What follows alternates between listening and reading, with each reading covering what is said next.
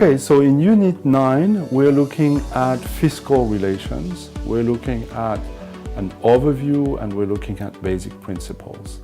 And in intergovernmental relations, fiscal relations is obviously an important aspect. There is not just looking at, the legal aspect of the intergovernmental relations, but also looking at the movement of public funds between the different levels of governments, between the different tier levels of governments, bottom up and top down.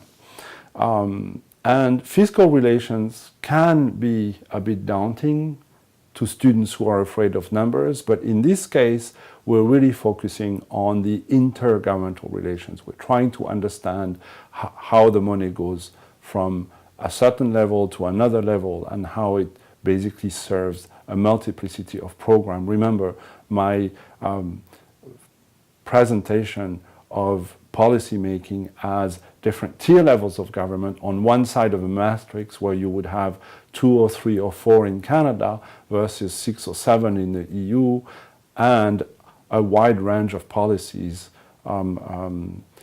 on the other side of the matrix. So here we're looking at the relationship between these tier levels of governments and the policies they are responsible for and how the money circulates between them.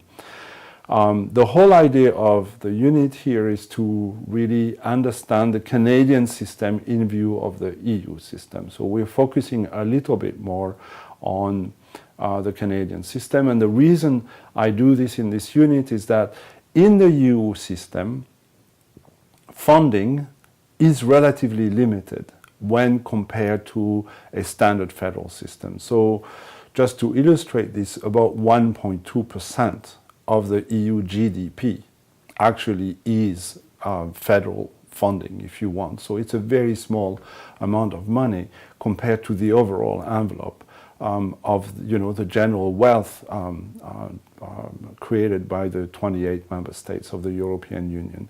Whereas in Canada, it's much more substantial, like a regular federal state. And so the percentage amount of money that circulates between the federal government and the provinces, and then between the provinces and local governments, but also indigenous government, is more important. The EU doesn't have a properly speaking federal structure when we're thinking about fiscal federalism. The EU has a system of coordination of the actions and the activities of the various member states, which collectively, the member states collectively pay into the union. So it's more like a partnership between the different member states that basically provide resources to the union. Obviously, it's written in law and it is obligatory, but it is still a system that primarily relies on the existing member states as they are providing resources to the union. And historically, it has evolved to becoming much more political, with today a European Parliament that basically decides and audits the budget of the Union, in other words, decides and audits the works of the European Commission, which is an interesting way of looking at a partially,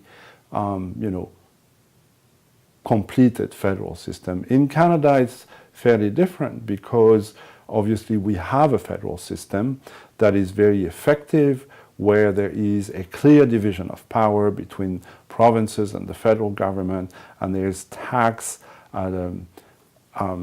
systems that are attached to each level of government, very clearly federal and provincial taxes, and through the collection and the redistribution of the revenues is formal and very well organized. So in this unit, you have, again, a number of videos. You also have that illustrate different aspects of both systems. You also have required readings and then suggested readings. And then once again, I have always a bit of a tricky question to launch the discussions, and I hope you'll enjoy it very much. Thank you very much.